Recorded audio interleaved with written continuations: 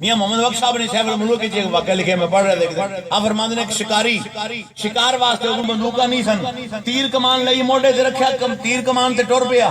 कमान मोढे ते रखी, तीर तुरकश सन, टुर पिया शिकार वास्ते, कोई जानवर परिंदा शिकार वास्ते करके आके खाइए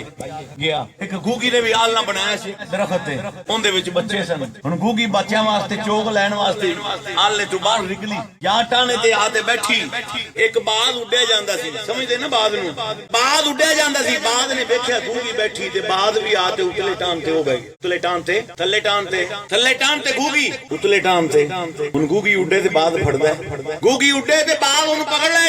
इस वक्त गूगी ते बह गई चुप करके भी हुण बाज उड्डे ते मैं उड्डा। उदू शिकारी भी कमान मोढे ते रखी ते तीर फड़े ते शिकारी भी बालदा बालदा आ गया, उहदी नजर पै गई भी ओ उत्ते गूगी बैठी, उन्हें कमान च पाया तीर, कीता गूगी वाल सीधा निशाना। हुण गूगी उड्डे ते तां भी मरदी, उड्डे ते बाज फड़दा है ते जे बैठी रवे ते फिर तीर वजदे,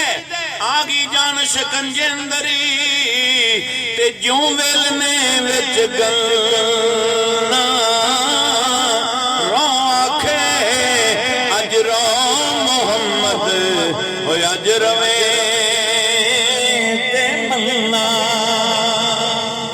गूगी ने आखिया या अल्लाह हुण अज पता लगदा है ना तेरी कुदरत, मेरे निके निके बच्चे नियालने दे विच, मैं ते उन्हां दी रोजी चोग चुगण वास्ते निकली से बाहर ते या नजर पई उतले टाइम ते बाज बैठे दो तीन छह ते बह गई है, उड्डा ते बाज फड़ लेगा। हुण थल्लू शिकारी आ गया तीर कमान लेके, इंदा तीर वज्जा ते तां भी मरनी आ, उड्डा तां भी मरनी आ। हुण वेख मियां मोहम्मद बख्श रहमतुल्लाह फरमांदे ने कि वेख हुण अल्लाह दी कुदरत वेख, तीर पाया उन्हें कमान दे विच ते सीधा निशाना ला के ई तीर खिंचिया ना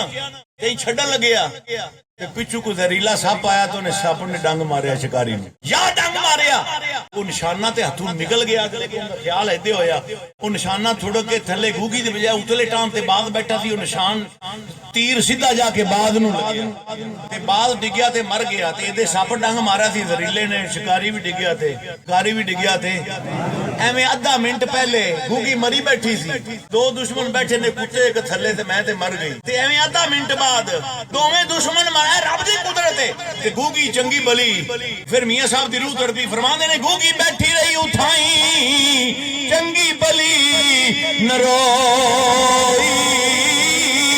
ते दोवें दुश्मन मोए उसदे